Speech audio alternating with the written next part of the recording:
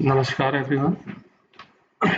आज हम एक कॉन्सेप्ट पे डिस्कस करने जा रहे हैं और ये कॉन्सेप्ट वेस्ट वाटर इंजीनियरिंग में बहुत ज़्यादा यूज़ होता है, दैट इज़ द बीओडी। तो सबसे पहले समझते हैं कि बीओडी क्या है और क्यों ये वाटर ट्रीटमेंट में इम्पॉर्टेंट है। तो बीओडी की फुल फॉर्म है biochemical oxygen demand. B for the biochemical, O for the oxygen and D for the demand. अब सवाल ये उठता है कि बीओडी बेसिकली होता क्या है। बीओडी बेसिकली हम कह सकते हैं कि ऑक्सीजन जो हमारे वाटर में प्रेजेंट होता है वो कंज्यूम किया जाता है माइक्रो ऑर्गेनिज्म द्वारा to degrade the organic matter. अगर हमने एक सैंपल लिया, उसमें हमारी वेस्ट वाटर है और उसमें बहुत ज़्यादा ऑर्गेनिक मैटर है और बैक्टीरिया उस ऑर्गेनिक मैटर को कंज्यूम कर रहे हैं और उस ऑर्गेनिक मैटर को कंज्यूम करने में वो पानी के अंदर जो ऑक्सीजन है वो डिप्लीट कर रहे हैं, वो कम कर रहे हैं। तो BOD basically it is a measure, it is a unit, it is a, you can say कि it is use to estimate the strength of the waste water. अगर हम कहते हैं कि बीओडी ज़्यादा है, हम अभी वेस्ट वाटर की बात कर रहे हैं, वेस्ट वाटर डब्ल्यू से डिनोट करते हैं। अगर हम वेस्ट वाटर की हम बात करते हैं तो अगर जनरली 200 mg पर लीटर से बीओडी ज़्यादा है तो उसको हम कह सकते हैं कि ये हाई स्ट्रेंथ वेस्ट वाटर है, और 100 से 150 के बीच है तो मीडियम है, और 50 से 100 के बीच है तो लो स्ट्रेंथ वेस्ट वाटर। तो बीओडी कैसे हम कैलकुलेट करते हैं? तो बीओडी कैलकुलेट करने का एक बहुत स्टैंडर्ड फार्मूला है, बीओडी 5 और 3। मैं अभी डिस्कस करूंगा 5 और 3 क्या होता है। बीओडी 5 और 3 equal to dissolve oxygen initial minus dissolve oxygen final and multiplied by सम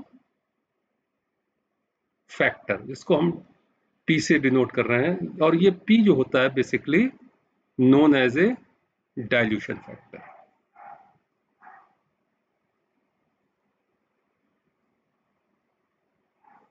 अब सवाल ये उठता है कि डाइल्यूशन फैक्टर क्या है और कैसे कैलकुलेट किया जाता है। तो बीओडी, जिसमें हम बीओडी को लैब में मेजर करते हैं, एक स्टैंडर्ड बोतल होती है जिसका वॉल्यूम जो होता है, नोट कर लें, ये 300 ml होता है। इसका स्टैंडर्ड वॉल्यूम जो बीओडी बोतल्स होती हैं वो 300 ml होता है। और सपोज हमने सैंपल लिया, सैंपल मतलब हमने कहीं से वेस्ट वाटर सैंपल उठाया किसी एरिया से और उसका वॉल्यूम 50 ml है। इट मीन्स हमने इस बीओडी बोतल में 50 ml अपना सैंपल भर दिया, और बाकी क्या आएगा 250 ml। बाकी जो 250 ml आएगा वो हमारा एरिएटेड वाटर होता है जिसमें ऑक्सीजन एग्जिस्ट करती है। तो इस केस में जो हमारा डाइल्यूशन फैक्टर होगा that will be 300 divided by 50। Okay, 300 divided by 50, the value is 6। Okay, suppose हमने 10 ml सैंपल लिया वेस्ट वाटर का किसी इंडस्ट्री से, तो उसी हिसाब से हमारा डाइल्यूशन फैक्टर चेंज हो जाएगा। अब हमने इस बीओडी बोतल में 30 ml सैंपल ले लिया, 50 ml वेस्ट वाटर सैंपल ले लिया, और रेस्ट हमने एरिएटेड वाटर रख लिया, और हमने इस बीओडी बोतल की डिसॉल्व ऑक्सीजन मेजर करिए। सपोज हम अभी के लिए मान ले रहे हैं कि हमने जब डिसॉल्व ऑक्सीजन मेजर की इस सैंपल की इनिशियल, वो डिसॉल्व ऑक्सीजन 10 आ रही है, 10 mg पर लीटर। उसके बाद हमने इस सैंपल को जो जिसमें हमने एरिएटेड ऑक्सीजन डाली है, इसको इंक्यूबेटर में रख दिया, और इंक्यूबेटर में जो टेम्परेचर मेंटेन किया जाता है वो दो स्टैंडर्ड टेम्परेचर है। अगर आप देखें, अगर हम 5 दिन के लिए बीओडी कर रहे हैं, अगर बीओडी 5 हम कैलकुलेट कर रहे हैं, तो वो टेम्परेचर होगा आपका 20 डिग्री सेंटीग्रेड। और बीओडी 3 दिन के लिए कर रहे हैं तो डेफिनेटली हमको टेम्परेचर बढ़ाना पड़ेगा, थोड़ा हाई टेम्परेचर रखना पड़ेगा। तो बीओडी 3 के लिए जो टेम्परेचर मेंटेन किया जाता है वो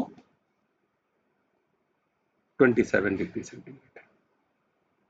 ये 2 पॉइंट नोट कर लें, थोड़े इंपॉर्टेंट पॉइंट है कि बीओडी आप 3 दिन के लिए कर रहे हैं तो 27 डिग्री के आसपास रखते हैं, और बीओडी 5 दिन के लिए कर रहे हैं तो 20 डिग्री सेंटीग्रेड के आसपास रखते हैं। और बीओडी इंक्यूबेटर क्या है? इंक्यूबेटर आप एक समझिए एक टाइप का फ्रिज है जिसमें जो डिजायर्ड टेम्परेचर बैक्टीरिया को चाहिए वो हम मेंटेन करके रखते हैं, जो 20 डिग्री एंड 30 डिग्री सेंटीग्रेड। अब इसी सैंपल में हमने 5 दिन के लिए सैंपल रखा और डिजॉल्व ऑक्सीजन जो हो गई, सपोज 5 दिन बाद 2 mg पर लीटर हो गई, 2 mg पर लीटर डिजॉल्व ऑक्सीजन हो गई। तो हमारा बीओडी वैल्यू कितनी हो गई? तो बीओडी 5 इस केस में जो हमने इनिशियल बीओडी और फाइनल बीओडी लिया है तो 10 - 2 दैट इज 8, और जो डाइल्यूशन फैक्टर हमारा आ रहा है 6। So the value of my BOD in the water wastewater जो भी हमारा सैंपल है that will be 48 mg per liter। Okay, तो इस अप्रोच से हम BOD कैलकुलेट करते हैं। लेकिन यहाँ कुछ इंपॉर्टेंट कॉन्सेप्ट हैं जो मैं डिस्कस करना चाहूंगा। जैसे हमने फॉर्मूले में लिखा DO इनिशियल जो 10 mg पर लीटर है सपोज, लेकिन डीओ फाइनल अगर हम लेते हैं, डीओ फाइनल अगर हम लेते हैं और वो जो डीओ फाइनल है सपोज 0 आ जाता है, मतलब डीओ फाइनल 0 आने का मतलब क्या हुआ कि ऑर्गेनिक मैटर आपके सैंपल में इतना था कि बैक्टीरिया ने जो ऑर्गेनिक मैटर खाया उससे जो सैंपल की बीओडी बोतल में जो ऑक्सीजन थी वो 0 हो गई। ये हमारी बीओडी बोतल है जिसमें हमने 50 ml सैंपल लिया है और बाकी एरिएटेड एरिएटेड वाटर रखा है। उसका जो इनिशियल डीओ था वो तो ठीक था 10 mg पर लीटर, लेकिन आफ्टर 5 डेज जो बीओडी आ गई वो 0 mg पर लीटर आ गई। अब इस केस में आपको क्या करना पड़ेगा? इस केस में आपको सैंपल का वॉल्यूम जो 50 mg पर लीटर है वो हमको चेंज करना पड़ेगा। सपोज हम चेंज कर ले रहे हैं 50 ml की बजाय जो बीओडी बोतल में हम जो वॉल्यूम रख रहे हैं सैंपल का, मतलब जो वेस्ट वाटर का वॉल्यूम रख रहे हैं वो 20 ml रख ले रहे हैं। तो 20 ml रखने से सपोज आफ्टर 5 डेज ये जो 0 वैल्यू थी ये 0 वैल्यू नहीं आ रही है, ये वैल्यू सपोज मान लीजिए 1 आ जा रही है, तो हमारा बीओडी कितना हो गया? तो हमारा बीओडी सेम अप्रोच से अगर हम कैलकुलेट करते हैं बीओडी 5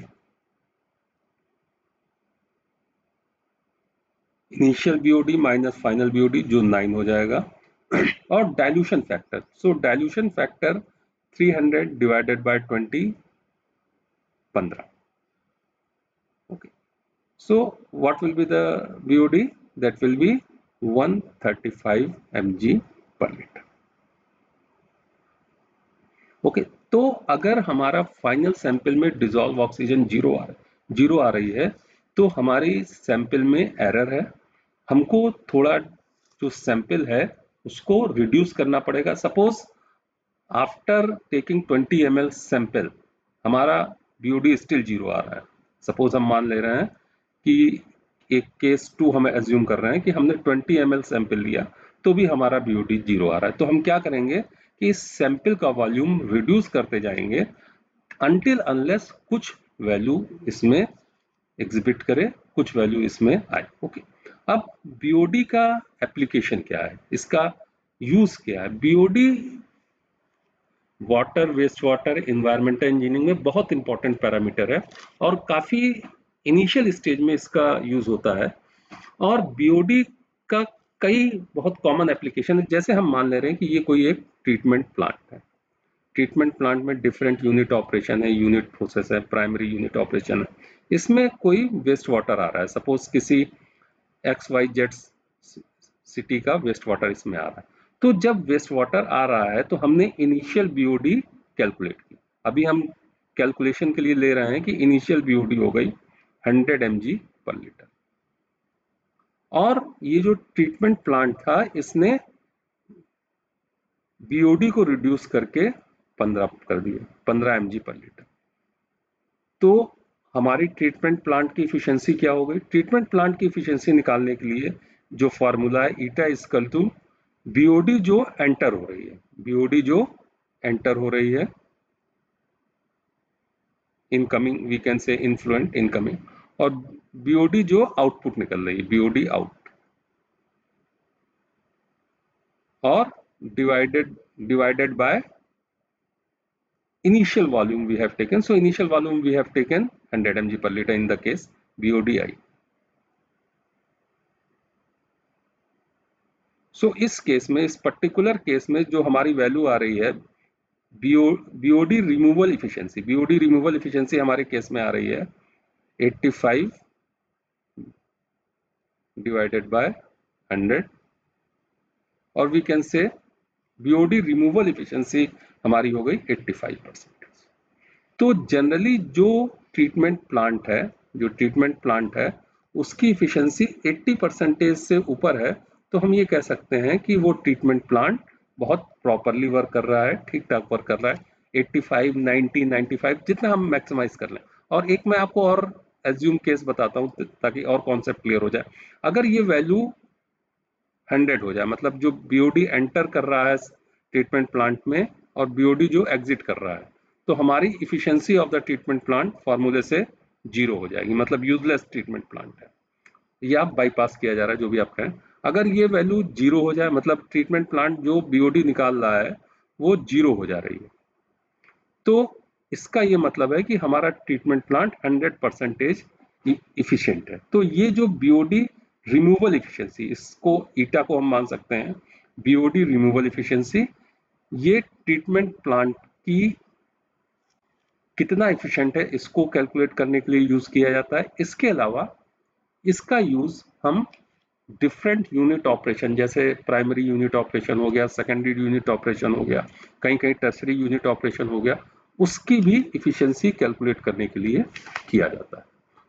अब हम थोड़ा और एप्लीकेशन पार्ट में आते हैं कि इसका बीओडी का क्या क्या एप्लीकेशन है, बीओडी का क्या क्या एप्लीकेशन है। बीओडी का एप्लीकेशन हम देखें तो सबसे पहला एप्लीकेशन ये है कि हम वेस्ट वाटर को स्ट्रेंथ, मतलब कितना हमारा वेस्ट वाटर में ऑर्गेनिक कंटेंट है, ये कैलकुलेट करने के लिए किया जाता है। ऑर्गेनिक कंटेंट कितना है ये मेजर करने के लिए किया जाता है। दूसरा, हमारा जो ट्रीटमेंट प्लांट है उसकी इफिशियंसी भी बीओडी से हम निकाल सकते हैं। Efficiency of the plant we can say, treatment plant we can calculate. अच्छा, एक और इम्पॉर्टेंट कॉन्सेप्ट बीओडी से रिलेटेड क्या है कि बीओडी जो मेजर करता है, मींस ये मेजर करता है कि ऑर्गेनिक मैटर को कंज्यूम करने के लिए कितनी ऑक्सीजन लगी। तो जो काम बीओडी करता है वही काम सीओडी भी करता है, केमिकल ऑक्सीजन डिमांड।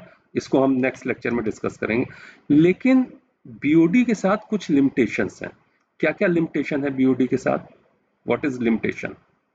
अगर हम लिमिटेशन की बात करें तो पहला लिमिटेशन क्या है ये नोट कर लीजिए।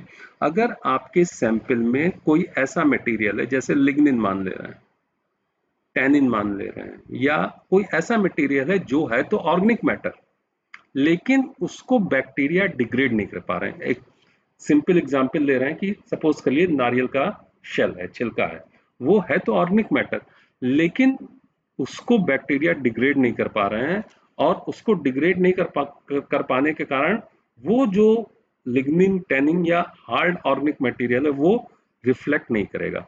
तो कभी कभी क्या होता है कि बीओडी एग्जिस्ट करने के बाद भी ऑर्गेनिक मैटर उसको डिग्रेड नहीं कर पाते, तो ये वैल्यू रिफ्लेक्ट नहीं होती, पहली चीज।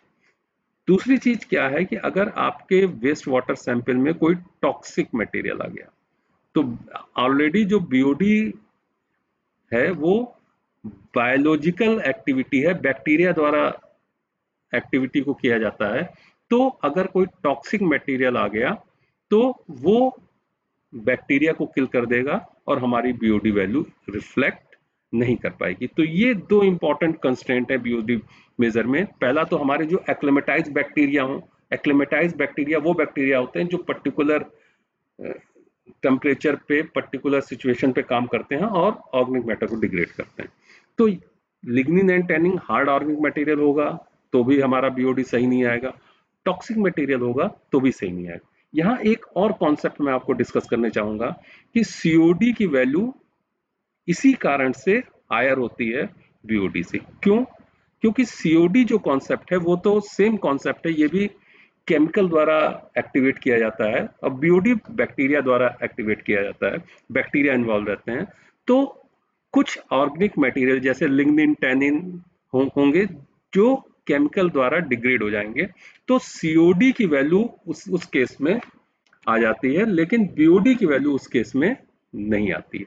तो एक और इंपॉर्टेंट कोरिलेशन हम बना सकते हैं, जिसको मैं नेक्स्ट टाइम पे डिस्कस करूंगा, कि अगर हम किसी ट्रीटमेंट प्लांट की सीओडी की वैल्यू और बीओडी की वैल्यू में कोरिलेशन निकाल लें, तो हम 5 दिन या 3 दिन के बजाय उस पर्टिकुलर ट्रीटमेंट प्लांट की इफिशियंसी एक दिन में कैलकुलेट कर लेते हैं, क्योंकि सीओडी कैलकुलेट करने में हमको 2 या 3 घंटा लगता है।